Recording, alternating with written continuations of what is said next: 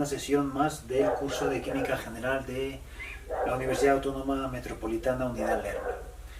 En el día de hoy vamos a abordar un contenido que es fundamental para la química general, ¿sí? Básicamente vamos a tratar el tema de las disoluciones, ¿sí?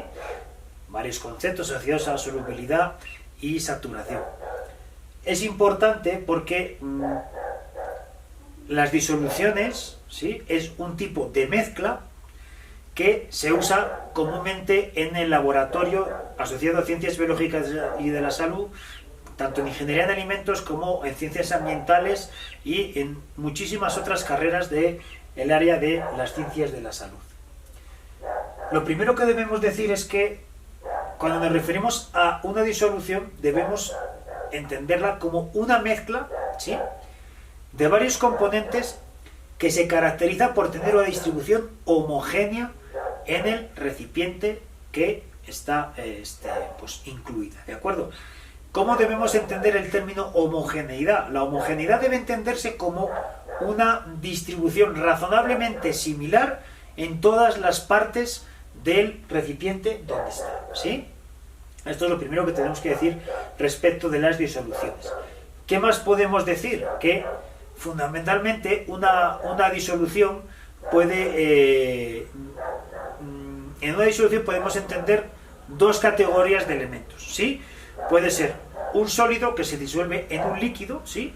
Al elemento que se disuelve lo denominamos soluto, y al líquido que está en mayor proporción en general y que es donde se disuelve este soluto lo denominamos disolvente, ¿de acuerdo?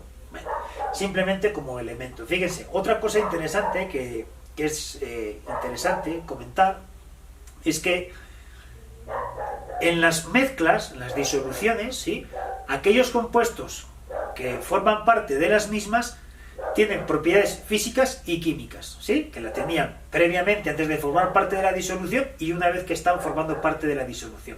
Bien, las propiedades químicas de estos elementos no se ven afectadas, ¿de acuerdo? Sin embargo, las propiedades físicas de los compuestos que forman esta mezcla sí tienen fuertes alteraciones. Por ejemplo, podemos hablar que se modifica la densidad, ¿sí?, la densidad de los compuestos, la expresión de vapor, los puntos de solidificación y de ebullición, ¿de acuerdo? Estas variables físicas sí se ven afectadas cuando los compuestos están formando parte de una mezcla, ¿de acuerdo?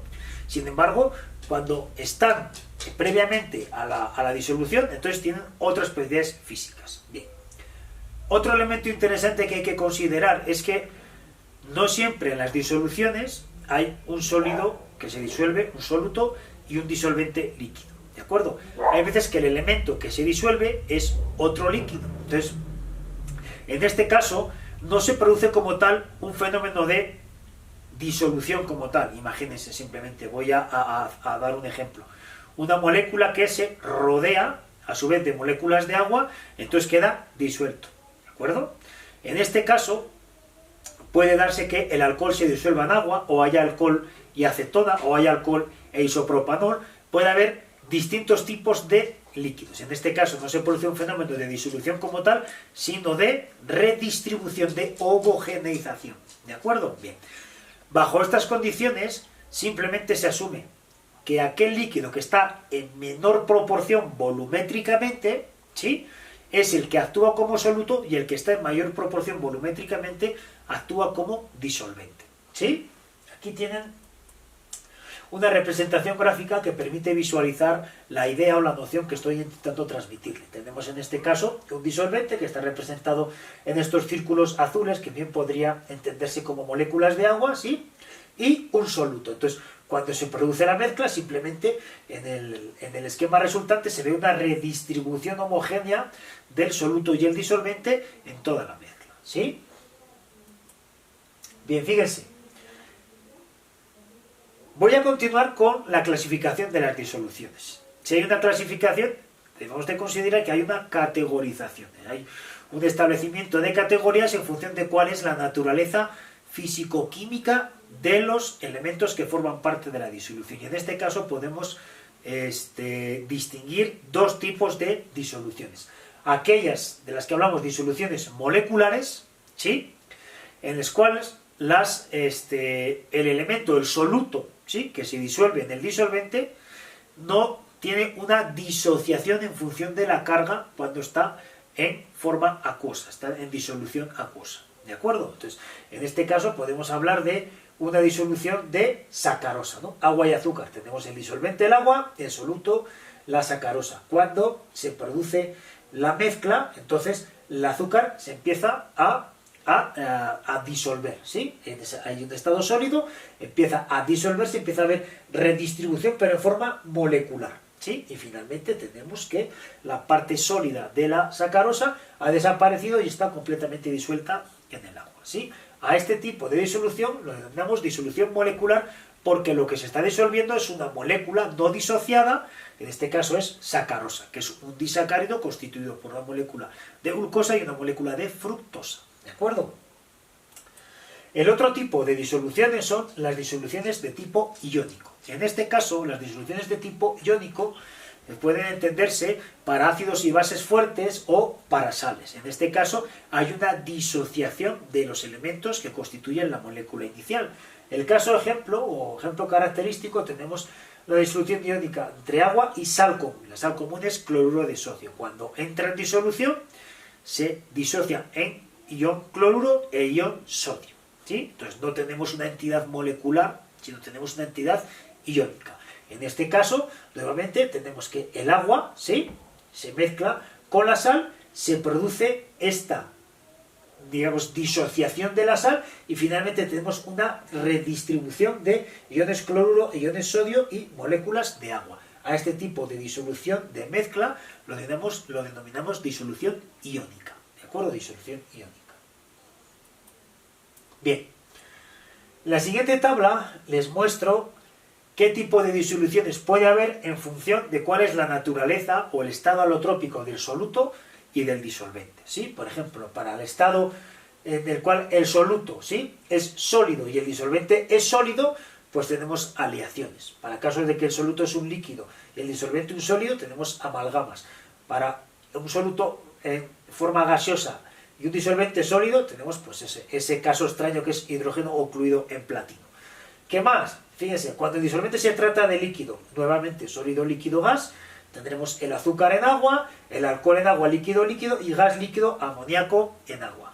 Para el caso de que el disolvente es un gas, pues tenemos gas y sólido, el humo, por ejemplo, ¿sí? El humo es una disolución característica. ¿Qué más? Líquido, gas, niebla, y gas, gas, pues el aire, la mezcla del aire, ¿sí? Fíjense. En la siguiente diapositiva, lo que pretendo mostrarles es la clasificación que se puede entender en las disoluciones en función de cuál es la concentración del soluto con respecto al disolvente, ¿sí? Todas las disoluciones tienen una capacidad neta de disolver un soluto, ¿sí? Entonces, en función de si hay poco soluto que disolver o mucho soluto que disolver, entonces tenemos esta categorización, que puede transitar desde un estado de diluida, ¿sí?, a concentrada y a saturada, ¿de acuerdo? Cuando tenemos una saturación, en este caso lo está representando por este incremento en el grado de tonalidad del color rojo, ¿sí? Transita de un rosa muy pálido a un rojo vino. Entonces estamos en una fase diluida a una fase saturada, ¿de acuerdo? Bien. Vamos a hablar, si hablamos de disoluciones, de dos conceptos interesantes, ¿sí?, que es la solubilidad y la concentración. Fíjense lo que dice aquí arriba, que es interesante. Dice que la solubilidad es una medida de la capacidad de una determinada sustancia para disolverse en un líquido, o la cantidad de un sólido que puede disolverse en una cantidad dada de un líquido que es limitada. Lógicamente, este texto se está refiriendo a una disolución donde el soluto es un sólido y el disolvente es un líquido, pero acuérdense que hay distintos tipos de disoluciones en función de cuál es el estado alotrópico tanto de soluto como de disolvente. En general, podemos hablar de la solubilidad como aquella propiedad que se refiere a la capacidad de disolverse en otra, en un disolvente. ¿De acuerdo? La capacidad de disolverse, esa es la solubilidad. Y luego tenemos la concentración, que es una variable que debe entenderse como algo que hace referencia a la proporción o relación existente entre la cantidad de soluto y la cantidad de disolvente, ¿sí? Siempre la concentración es una relación de proporcionalidad, de criterio comparativo entre la abundancia de un elemento, en este caso soluto, con respecto a otro elemento que es el disolvente.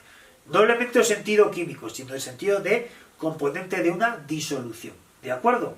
En este sentido podemos distinguir estos elementos. Fíjense, aquí tenemos una representación gráfica que nos permite visualizar los conceptos que estamos analizando. Tenemos el disolvente, en este caso, ¿sí? Pues parece ser agua, y el soluto.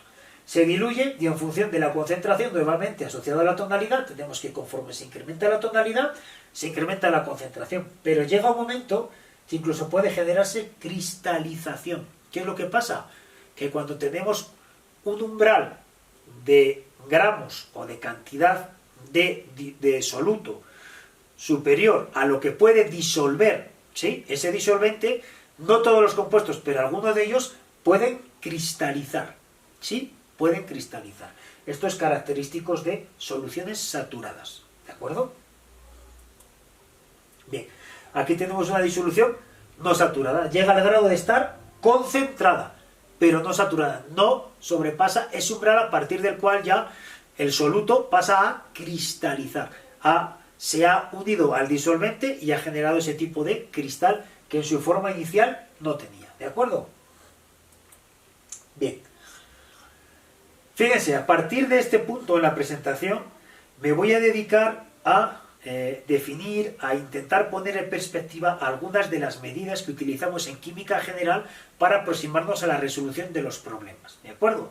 Este tipo de medidas lo vamos a ver no solo en el laboratorio de prácticas de química, de bioquímica, de microbiología, de biología molecular, sino también en gran cantidad de aplicaciones en la industria farmacéutica y en multitud de industrias en el mercado laboral. El primero que me voy a referir es la molaridad. Bien, ¿cómo podemos entender la molaridad? La molaridad debe entenderse como una relación de proporcionalidad entre el número de moles del soluto dividido por la cantidad de litros del disolvente, ¿de acuerdo? Y en este punto quiero ser claro, la molaridad, ¿sí?, se determina calculando los moles dividido entre el litros. Va a haber muchos problemas en que digan, esto es micromolar, ¿sí? Y van a dar, en vez de moles, te van a dar milimoles o micromoles. Y en vez de dar litros, van a dar, pues, mililitros. Va a dar, ¿de acuerdo? Entonces, tenemos que entender que para calcular la molaridad debemos de utilizar moles en el numerador y litros en el denominador, ¿de acuerdo? Cuando encontramos en un problema, este compuesto se encuentra a una concentración de 2 molar, ¿sí? Tenemos que identificar este tipo de unidades, ¿de acuerdo? Entonces, en cuanto a la molaridad, fíjense, aquí simplemente tenemos un ejemplo, tenemos un mol de soluto que se adiciona a 1 litro de disolvente, por lo tanto tenemos moles con respecto a litros. 1 litro, ¿sí?, con 1 mol, pues será una disolución 1 molar, ¿de acuerdo? A ver si me pasé aquí. Sí. Lo siguiente que vamos a ver, ¿sí?, va a ser el concepto de normalidad. Normalidad, fíjense.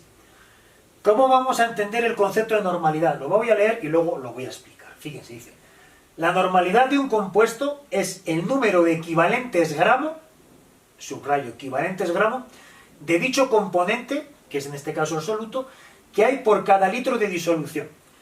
La normalidad es el número de equivalentes de soluto por volumen en litros de la disolución. Ahora, ¿cómo podemos calcular el número de equivalentes de un compuesto?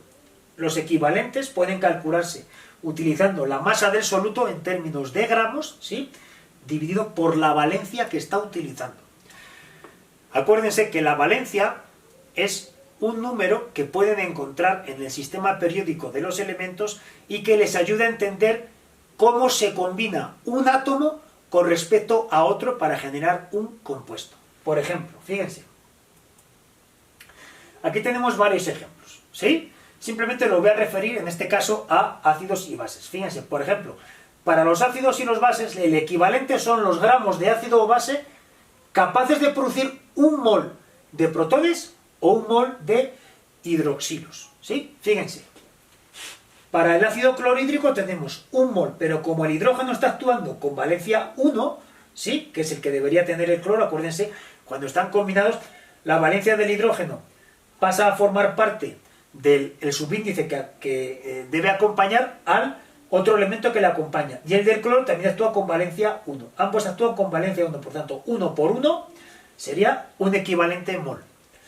Para el ácido sulfúrico serían 1 mol por 2, ¿sí? 1 mol por 2 serían 2 equivalentes mol. Para el sodio, ¿sí? Nuevamente serían 1, ¿sí? Por un equivalente, ¿de acuerdo? Con valencia 1. Mientras que para el hidróxido de calcio sería, en este caso, 2 hidroxilos, ¿sí? 2 hidroxilos por 1 mol, ¿de acuerdo? Serían 2 equivalentes, el coeficiente por el subíndice, ¿de acuerdo? Entonces, con esto tendríamos el cálculo de los equivalentes para ácidos y para bases, ¿eh? Entonces, nuevamente tenemos el equivalente, es la masa de absoluto partido por n, siendo n en este caso el número de protones o de hidroxilos que pueden producirse por molécula, ¿sí? ¿De acuerdo? Bien. Fíjense. Siguiendo esta lógica, podemos hablar también de la normalidad, nuevamente como el número de equivalentes partido por el volumen en litros. Pero ahora quiero referirme a otro tipo de compuestos que son las sales. Fíjense. Dice, si en vez de tener un ácido y una base, tuviéramos una sal, la cantidad de equivalentes por mol será igual a la carga total positiva o negativa. En este caso tenemos, por ejemplo, fíjense, sulfuro de sodio, ¿sí? Tenemos la valencia, ¿sí? Que está en el sodio por el mol. Entonces tenemos 2 por 1, 2 equivalentes mol. Para el sulfuro de aluminio, en este caso tenemos 3, ¿sí? El aluminio está actuando con valencia 3 por 2, por lo tanto tendremos 3 por 2, 6. 6 equivalentes mol, ¿de acuerdo? De esta manera podemos asumir, ¿sí? Cómo se producen, cómo se calculan los equivalentes. Fíjense, aquí les pongo una especialidad, ¿sí? Y sabiendo el concepto de equivalentes y el concepto de peso equivalente, a continuación lo que les muestro es un proceso secuencial que ustedes pueden seguir para finalmente dar resolución a aquellos ejercicios sobre los que se les esté solicitando calcular la normalidad de una disolución, ¿de acuerdo? Entonces, ¿cómo podemos operar? Bueno, simplemente anticiparles que, lógicamente, voy a también a subir un vídeo de ejercicios para que veamos cómo se resuelven paso por paso estos problemas, ¿sí? Bien, primeramente, identificar qué tipo de sustancia es, si se refiere a un ácido base o una sal, ¿sí? De tal manera que podamos determinar cuál va a ser la manera adecuada para poder calcular el número de equivalentes, ¿no? Entonces, identificar el tipo de sustancia y en base a ello cuántos equivalentes tienen por cada mol de sustancia, ¿sí? Posteriormente, ¿qué es lo que vamos a hacer? Utilizando la masa molar en gramos, ¿sí? Hallar el peso de cada equivalente denominado peso equivalente, ¿sí? Entonces, para eso hay que considerar que se define como peso equivalente, es el gramo dividido por cada número de equivalentes, ¿de acuerdo? Masa molar dividido por equivalentes. Y finalmente, con el peso equivalente, averiguaremos cuántos equivalentes hay de cada masa dada, ¿sí? Les insisto, este es el protocolo que de forma general pueden implementar, pero lo veremos de forma más gráfica cuando lo utilicemos para resolver los problemas, ¿sí? Bien. Continuando con la normalidad, es interesante que se entienda que la normalidad es siempre un múltiplo entero sencillo de la molaridad, ¿de acuerdo? Un múltiplo sencillo de la molaridad. Fíjense, la normalidad se puede calcular también como la molaridad por la valencia. Entonces, considerando esto, para compuestos monovalentes, es decir, que tienen una valencia o la valencia es 1, entonces la normalidad y la molaridad coinciden, ¿sí? Sin embargo, para los compuestos que son polivalentes, ya que sean di, tri, tetra, ¿sí? La normalidad será tantas veces mayor que la molaridad, como indique el valor de la valencia o número de equivalencia, pero fundamentalmente el valor de la valencia. Si sustituimos aquí la valencia por 2, por 3, por 4, entonces nos va a dar el valor de la normalidad. ¿De acuerdo? Bueno.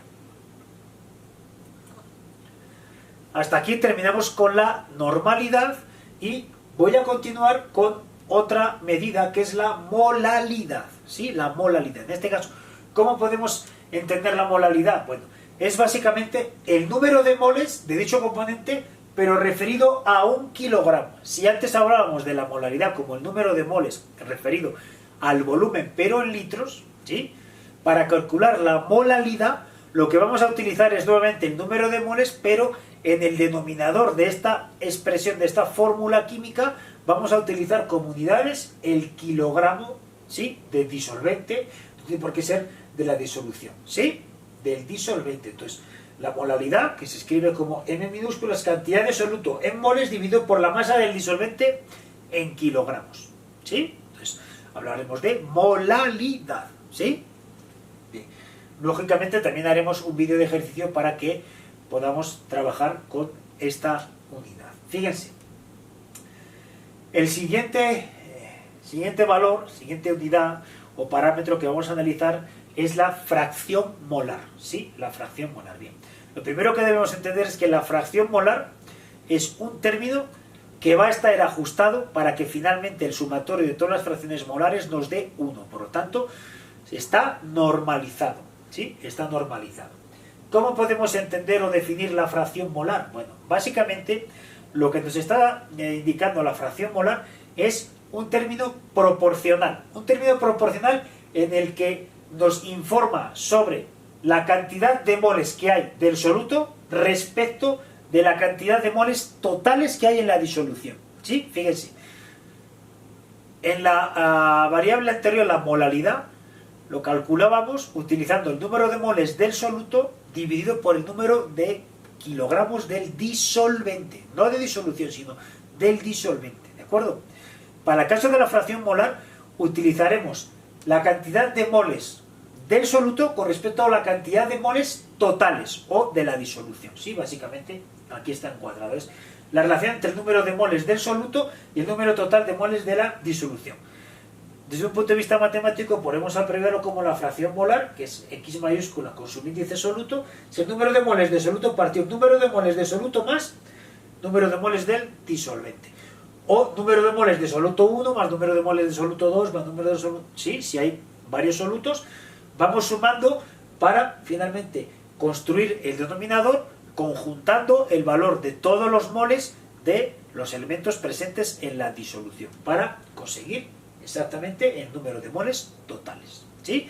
Y nuevamente les aclaro que la fracción molar, si sumamos cada uno de los elementos presentes en una disolución, debe tener como resultado final 1. ¿De acuerdo? Tiene que tener como resultado final 1. Bien.